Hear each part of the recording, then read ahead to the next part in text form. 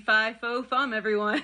It's time to talk about Jack and the Beanstalk. This story is old, like most fairy tales. Probably an oral tradition for 1,000 years before it got written down, maybe more. It's an English fairy tale, and it was first written down in the 1700s as Jack Spriggins and the Enchanted Bean, and then later got changed to Jack and the Beanstalk. The version we're most familiar with was recorded by Joseph Jacobs, who was kind of like the English Grimm brothers in collecting and publishing English fairy tales. He documented the best-known versions of Goldilocks and the Three Bears, Tom Thumb, the Three Little Pigs, Jack the Giant Killer, which is different, and I'll get to that. And by the by, he was a super cool guy. He was British born in Australia and then spent most of his life in England, and he was Jewish, and he wrote lots of texts speaking out against anti-Semitism and Russian pogroms at the time, and was a cool historian and anthropologist, a really neat guy. We're going to look mostly at his version, and I'm going to note how some of the other versions are a little bit different. Mostly in that they try to justify Jack's actions and moralize, and Jacobs doesn't. He's like, it is what it is. Jack is sort of a stock character in English folklore. In Germany and in the Grimm fairy tales, there's lots of Hans stories. Hans is the German counterpart of Jack.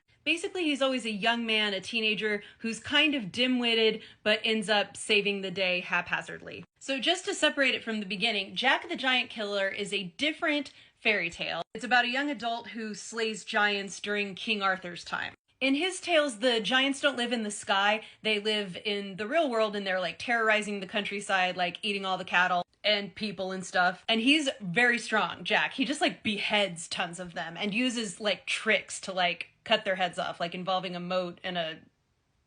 what's that thing called? The door that's raised and lowered over a moat. He cuts their heads off with that. At one point he even meets Lucifer, like the Lucifer, and cuts his head off too. That's beheading stuff is his thing, and gets rewarded by becoming a knight of the Round Table. But in these earlier stories of Jack the Giant Killer is one of the first times we hear the fee-fi-fo-fum thing, which I'm going to get to later, but it's important that it's very old. So Jack and his mom are poor, and they have a cow named Milky White. This illustration failed. And yes, it is named Milky White in Jacob's version, which Into the Woods gets perfectly right, as it often does with its fairy tales. And of course, yes, I'm going to talk more about Into the Woods, the musical by Stephen Sondheim, if you haven't seen my other videos. So Milky White stops giving milk, and the mom's like, what are we going to do? We're going to starve. And Jack's like, oh, go get a job. And she's like, we've tried that, Jack. No one will take you. Don't know if it's because Jack's incompetent or there's just no employment around, but that won't work. So she says, we got to sell the cow. And he's like, all right, I'll go to town and sell the cow. So he meets a funny-looking old man. That's the description given. He offers to buy the cow for beans, and he specifically says these magic beans will create a beanstalk that goes into the sky. Doesn't even just say they're magic. He says what they're gonna do. And Jack gets a lot of crap for making this deal, but the guy says, I'll give the cow back if what I say isn't true. So, I mean, there's that. But of course he goes home, and understandably the mom is upset because, you know, he traded the cow for beans. She throws him out the window and she's like, go to bed without supper. And he's like, oh, I'm a bad boy. But they wake up, there's a beanstalk, he climbs up it and sees this big giant castle. So he goes up to the castle, and there's a woman inside who lets him in and like gives him food because he says he's hungry. And here's something interesting about her. So this is an illustration from the early 1900s of the giant and his wife. And so obviously in this version, the wife is not a giant. And it doesn't say she's a giant in Jacob's version. It says she's a great tall woman, but she refers to her husband as a giant and as an ogre. She doesn't say that about herself. And so it makes you question, like, why is she married to him? Why does he keep her around? He specifically says he likes to eat people, but he doesn't eat her. In other versions, she definitely is a giant. It specifically says it in an earlier version. She even has like one eye in the middle of her head like a cyclops. She feeds him, she takes care of him, and when the husband comes home, she's like, hide or he'll want to eat you.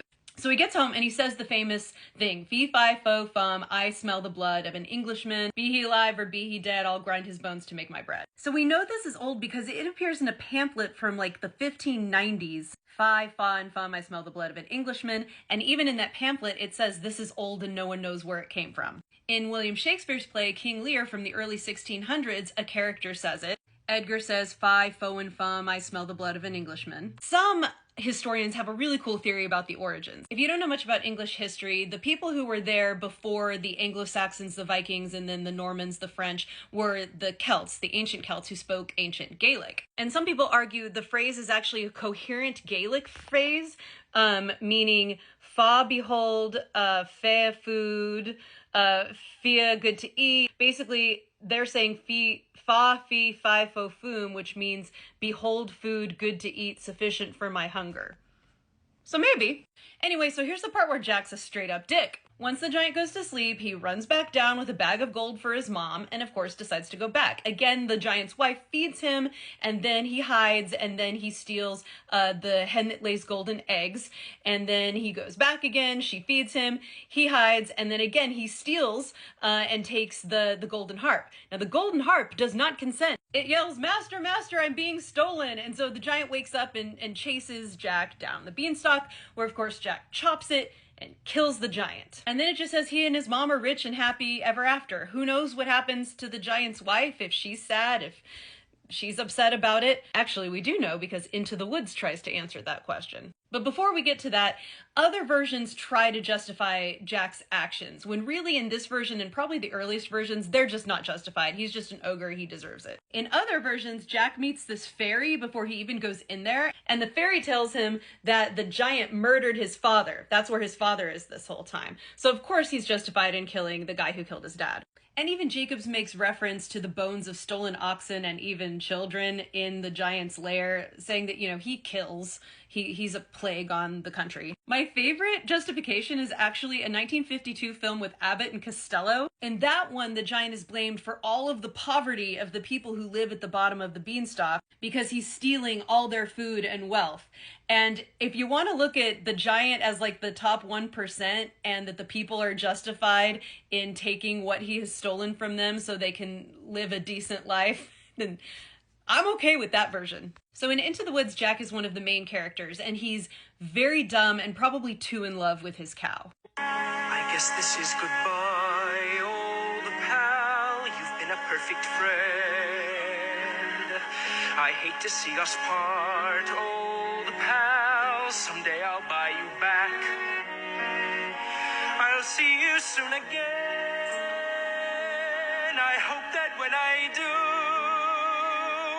it won't be on a plane. Stephen Sondheim actually said that that's the only true love song in Into the Woods. And yeah, pretty much. In Into the Woods, the wife definitely is a giant, and Jack's actions actually spur all of the things that happen in Act 2. In Act 1, everyone gets their wish, and then in Act 2, they all have to deal with the consequences of it. And the consequences for Jack and everyone else is the giant wife has come down and she wants vengeance. She wants to kill Jack, and she's gonna kill everyone and stomp all over the countryside until she gets her way. And then there's lots of moral questions, like, do we kill her to protect ourselves? Do we give Jack to her? It's really his fault. And what I love about the musical is it doesn't pretend any of these answers are easy. It doesn't even really answer them. It just says, hey, you gotta look at your choices and you gotta live with the choices you make. There have been lots of interpretations of this in modern media. There's a Mickey cartoon from the late 40s, early 50s that was really popular.